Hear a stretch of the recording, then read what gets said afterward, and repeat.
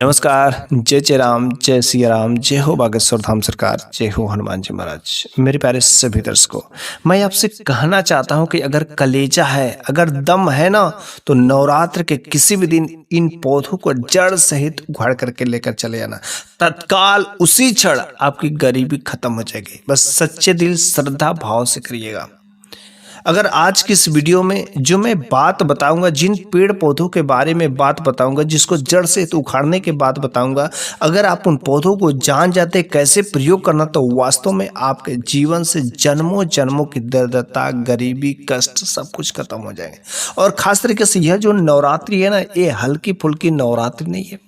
नवरात्रि में ये जो उपाय होते हैं बहुत ही शक्तिशाली हो जाते हैं। और खास तरीके से ये जो पेड़ पौधे जो होते हैं बहुत ही जागृत अवस्था में होते हैं। नवरात्र में जो पूरा का पूरा जो 9 दिन का समय होता है, माता रानी माता दुर्गा जो बिल्कुल चैतन्य अवस्था में रहती, जागृत अवस्था में रहती है। और उनकी जो दिव्य शक्ति है, जो हमारे पेड़ पौधों में अंश माने जाते हैं, ये पेड़ पौधे भी अति जागृत अवस्था में होते हैं, चैतन्य अवस्था में होते हैं, जिसको 9 का 9 दिन जो होता है कि चैतन्य दिन कहा जाता है, चैतन्य अवस्था कहा जाती है। इस तरीके से यदि आप कोई भी उपाय, कोई भी जो भगवान की पूजा पाठ प्रार्थना करते हैं, तो बाकी दिनों की तुलना में आपको इस 9 दिनों में आपकी जो विनती, आपकी प्रार्थनाएं बहुत जल्दी सुनी जाती है। ऐसा भी माना जाता है कि नवरात्र के नए दिन में माता रानी जो रहती हैं, माता दुर्गा इस धरती लोक पर, पृथ्वी पर जो निवास करती हैं और अपने सभी भक्तों के जीवन में जो कुछ भी दुख दर्द रहते हैं, जो कुछ भी मनोकामनाएं रहती है, उन्हें पूरा करके जाती है। इसलिए मैं आप लोगों के लिए आज का बहुत ही इम्पोर्टेंट और ख़ास वीडियो लेकर के आया हूँ, जिसमें मैं कुछ ऐसे पेड़ पौधों के बारे में बात करूंगा कि जिसे जड़ सहित ला करके आप अपने घर में ला करके कुछ खास उपाय कर लीजिए।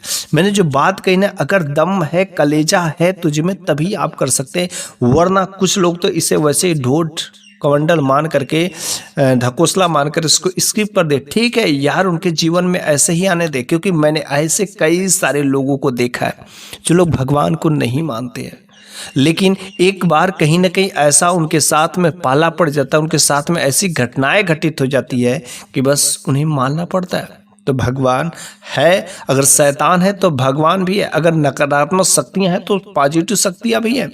इस कारण से हमें जो इन उपायों को, और नवरात्रि में खास तरीके से सतर्क हो करके इन सभी उपायों को और माता रानी पर भरोसा करके, विश्वास करके इन पेड़ पौधों का उपाय जरूर ही कर लेना चाहिए। क्योंकि जो इस नवरात्रि में जो जड़ी बूटियां होती, जो पेड़ पौधे होते, इसका प्रभाव जो कई गुना बढ़ जाते हैं और इसका तत्काल रिजल्ट मिला जाता है। पेड़ पौधे जो होते हैं बहुत ही पूजनीय होते हैं। हमारे जो पुराणों में भी लिखा गया है, जैसे तुलसी के पौधे हो गए, पीपल के पेड़ हो गए, नीम का वृक्ष हो गया, वट वृक्ष हो गया, ऐसे कई सारे, शनि का वृक्ष हो गया, ऐसे कई सारे पेड़ पौधे होते हैं जो सनातन धर्म में पूजनीय माने जाते हैं और पूजे भी जाते हैं। पुराणों में ऐसा कहा गया कि जो ये पेड़ पौधे होते हैं, इसमें हमारे देवी देवताओं के अंश बसते हैं, और इस देवी देवताओं के अंश बसते हैं, जिनके वजह से जो ये पेड़ पौधों का महत्व जो और अधिक बढ़ जाता है। पेड़ पौधे ये जो हमको प्राणवायु देते हैं, और बिना ये प्राणवायु का इस दुनिया पर कोई भी जो प्राणी नहीं चल सकता। अर्थात पेड़ पौधों के वजह से ही आज दुनिया हमारी चलती है, वातावरण संतुलित रहता है। तो हमें पेड़ पौधों की रक्षा भी करना चाहिए, और इन पेड़ पौधों के हमें महत्व को समझना चाहिए, उनके गुणों को समझना चाहिए, उनके जो हमारे उपाय हैं उन चीज़ों को भी जानना चाहिए। अधिकतर जो नवरात्र के समय में, रात्रि के समय जो रहता है कि पेड़ पौधे अति जागृत अवस्था में रहती है। कभी भी आप रात्रि 12 बजे के बाद जो है, अगर इन पौधों को ला करके आप उपाय करते हैं, तो आपके लिए बहुत ही ज़बरदस्त रिजल्ट मिलता है। इसलिए मैं आपसे विनती करता हूं कि आप इस वीडियो को भूल से भी मिस ना करें, क्योंकि नवरात्रि का समय आपको बार बार नहीं मिलता है। पूर्ण रूप से जागृत अवस्था में जो पेड़ पौधे रहते हैं, इसका प्रभाव कई गुना होता है। और इस दिन यदि आप इन पेड़ पौधों को लाते हैं, तो आपको कोई जो जागृत करने की अवस्था नहीं रहती है, किसी मंत्र की जरूरत नहीं पड़ती, कोई सिद्ध करने की जरूरत नहीं पड़ती है, ऑटोमेटिक सिद्ध रहते हैं, क्योंकि नवरात्रि में बस चैतन्य अवस्था में रहती है। और बिना जागृत किए हुए कोई भी काम अगर करते तो वह सफल नहीं होता है। कुछ लोग उसी मंत्र को पढ़ते हैं तो कुछ भी नहीं होता, और कुछ लोग उसी मंत्र को पढ़ते हैं तो भूत प्रेत भाग जाते हैं, उनका साक्षात रिजल्ट दिखाई देता। ऐसा क्यों? क्योंकि उन्होंने उस मंत्र को, उस चीज को जागृत कर लिया है।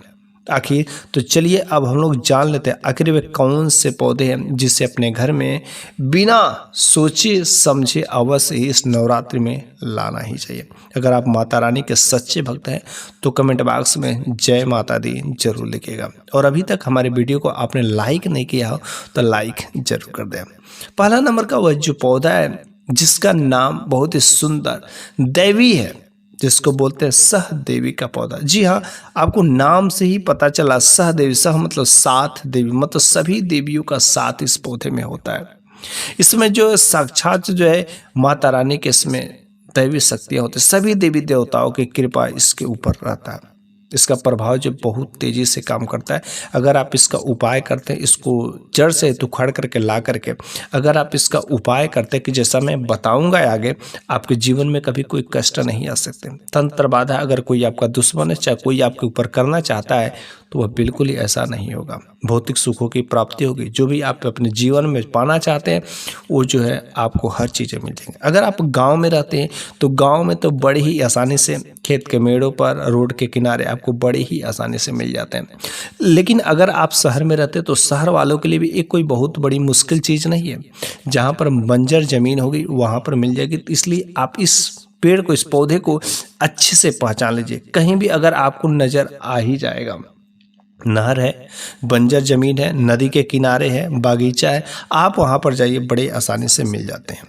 ठीक है, तो आपको कैसे लाना है? कभी भी आप कोई भी पेड़ पौधों का उपाय करते हैं तो सबसे पहले जाइए और वहाँ पर एक लोटा जल चढ़ा दीजिए, थोड़ा सा जो दूब अक्षत जो डाल दीजिए, या आप कुछ भी मत करिए। तो सुबह के समय में जब भी आप लेकर के जाइए तो आप किसी भी कोशिश करिएगा कि कोई मेटल वाली चीज़ों से आपको नहीं उखाड़ना है, बल्कि कोई लकड़ी उकड़ी से ही उसको खुदाई करके निकालना चाहिए। और उससे पहले आप उस पेड़ पौधे से विनती करिए कि मैं आज आपको लेने के लिए आया हूँ, और मैं जिस काम के लिए आपको ले जाना चाहता हूं, आप मेरा वह काम अवश्य पूरा करें। जो भी पेड़ में देवी देवता निवास करते हैं, मैं आपका कोटि कोटि प्रणाम करता हूं। ऐसे आप नमस्कार करके और उस पेड़ पौधे को लाते हैं तो जो बहुत ही अच्छा होता है, उसका फल जो है ज़्यादा रिजल्टदायी होता है। ठीक है, तो आपको क्या करना है कि ये जो सहदेवी का पौधा होता है तो सुबह के समय में अगर लाते हैं ब्रह्म मुहूर्त में 3 बजे 4 बजे तो बहुत ही अच्छा होता है। और कभी भी आप जो है अगर लाने के लिए जाते हैं तो नंगे पाँव ही जाए। ठीक है, नंगे पाँव दिए जाते हैं तो बहुत अच्छा होता है। और नंगे पाँव जाएं, फिर से उसको लाते हैं, जो माता दुर्गा का स्वरूप माना जाता है नवरात्रि में। और इसका प्रयोग जो कैसे करना है इसको मैं बताता हूँ। कुछ ऐसे भी हमारे घर में लोग होते हैं जिनको नींद की समस्या रहती है, नींद नहीं आती, नींद में चलने की आदत रहती है। तो ऐसे लोगों को क्या करना चाहिए, या तो अपने बेड के नीचे या तकिया के नीचे, तो तकिया के नीचे ना रखें, बल्कि इसके जो है पेड़ को गमले में आप लगाएं और फिर से रात्रि के समय बेड के नीचे आप जो है रख करके सो जाए, मस्त गहरी नींद आएगी। अगर आपके साथ में कुछ ऐसी उसी प्रेत बाधा है या कुछ ऐसी नेगेटिव एनर्जी जो आपको परेशान करती है, सपने में गलत गलत ख्वाब आते हैं, सारे के सारे चीज़ें खत्म हो जाएंगे। ओके, दूसरा नंबर का जो इसका है कि अगर आप जो है इसके जड़ को, सहदेवी का जो पौधा होता है, इसके जड़ को या इसके फूल को अगर हाथ में रख करके किसी भी मंत्र को अगर इस नवरात्रि के समय सिद्ध करते हैं तो बहुत जल्दी वह सिद्ध हो जाता है। जो मंत्र 1000 बार करने में सिद्ध होता है वह बस मात्र 100 बार में करेंगे तो वह अच्छे से सिद्ध हो जाता है, और इसमें 100% गारंटी वह सिद्ध हो ही जाता है। ठीक है, तीसरा नंबर का जो सहदेवी का फायदे है कि अगर सहदेवी का जड़ को पीस करके आप जो तिलक लगा करके आप जो कहीं पर भी जाते हैं तो यह सम्मोहन का काम करता है। खास तरीके से अगर आप कोई जो प्रवक्ता है, कोई भाषण देने वाले, कोई नेता है, कोई प्रवचन करता है, कोई सिंगर है, अगर ऐसे में आप इसका तिलक लगा करके जाते हैं तो सम्मोहन अर्थात लोगों का ध्यान आपकी तरफ जो केंद्रित कर लेगा। किसी सभा में जाते हैं, आप चाहते हैं कि लोग आपकी ही बात सुने, तो बस इसका तिलक लगा करके अवश्य ही जाए। ठीक है, यह जो है सम्मोहन का काम करता है, वशीकरण का काम करता है। अगला नंबर की बात है कि अगर हम इसको जड़ को जो है लाल कपड़े में, इसके जड़ को अगर लाल कपड़े में हम जो है घर की तिजोरी में या घर के अलमारी में जहाँ पर भी पैसा रखते हैं तो रख देते हैं, तो हमारे जो जीवन में, हमारे घर में जो धन धान की बढ़ोतरी होती है, माता लक्ष्मी की कृपा के पात्र बनते हैं। ठीक है, हाँ, कुछ लोग जो क्या करते हैं इसको लगाना चाहते हैं, तो कभी भी आप इसको कब लगाएं तो घर में लगाना चाहिए। और घर में यदि लगाते हैं तो जो हमारा तुलसी का पौधा होता है, तुलसी के पौधे के साथ में ही और बगल के गमले में यदि आप सहदेवी का पौधा लगाते हैं तो बहुत ही अच्छा रिजल्ट मिलता है।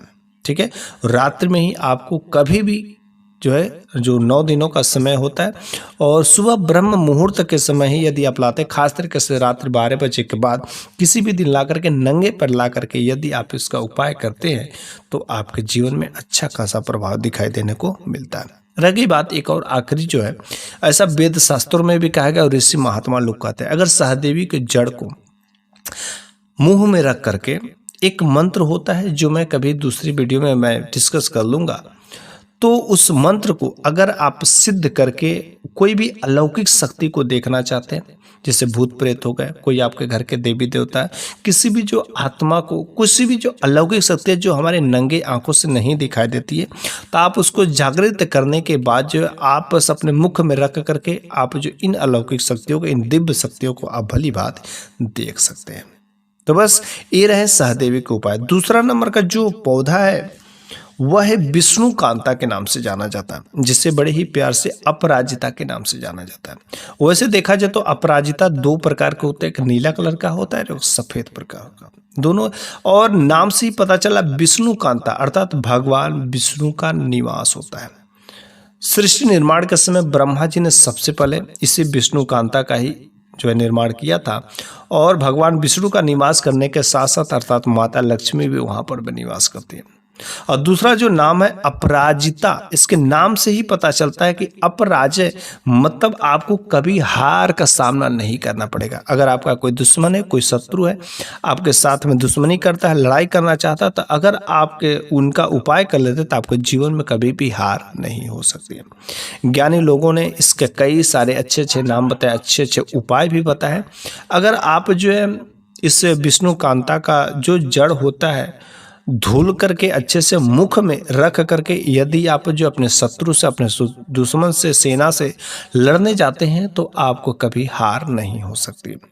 तंत्र मंत्र अगर कोई जो आपके साथ में कर रहा है तो तंत्र में बाधा भी उत्पन्न कर देता है और आपके जीवन में कभी कोई तांत्रिक शक्तियां नहीं काम कर सकती।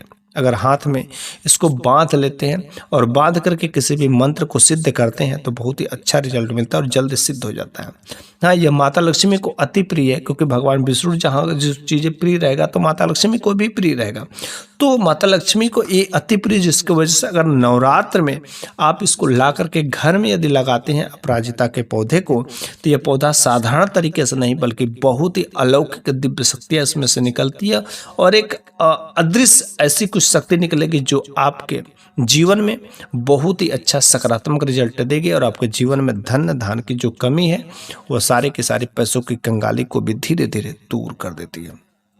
ठीक है, रह गई बात एक और जो आखिरी उपाय है नवरात्रि में पंचमी के दिन, ध्यान से सुन लीजिए, नवरात्रि में पंचमी के दिन जो स्कंद माता का जो दिन होता है, स्कंद माता को अगर इस अपराजिता के सफ़ेद पुष्प को यदि आप चढ़ाते हैं तो सफ़ेद पुष्प अपराजिता का स्कंद माता को पंचमी के दिन सूर्योदय से पहले इसको ला करके यदि आप भेंट करते हैं, चढ़ा देते हैं, तो स्कंद माता का विशेष कृपा के पात्र बनते हैं। वैसे कहा जाता है कि सफ़ेद पुष्प नहीं चढ़ाना चाहिए, लेकिन स्कंद माता को ये फूल बहुत ही पसंद होता है और बहुत ही पसंद होने के कारण कुछ ऐसे भक्त होते हैं जो सभी माताओं का कौन कौन सा फूल किसको पसंद होता है आप उनको अर्पित करें तो उनकी विशेष कृपा आपके ऊपर पड़ती है। तो ये रहे आज की इस वीडियो में मैंने 2 पौधों के बारे में खास तरीके से बात किया। अगर आप में वास्तव में दम है, कलेजा है, तो आप जो रात्रि के समय में जाइए और इस पौधे को पूजा पाठ करके आप भली बात विनती करके इनसे अनुमति लेकर के अपने किसी भी कार्य को सिद्ध करने के लिए, जो भी आपकी मनोकामनाएं अधूरी आज तक नहीं पूरी है उसको पूरा करने के लिए इनसे विनती करिए। जो भी देवी देवता इसमें निवास करते हैं अवश्य ही आपकी विनती सुनी जाएगी, आपकी मनोकामनाएं भी पूछी होगी, आपके जीवन में किसी प्रकार का कोई संकट भी नहीं आएगा और आपके जीवन में धन धान के हमेशा भरपूर पड़े रहेंगे। तो बस आज की ये वीडियो यहीं पर समाप्त हो जाती है। अगले वीडियो में मैं फिर से कुछ ऐसी ही नई जानकारियां लेकर के अवश्य आऊँगा। तब तक के लिए धन्यवाद।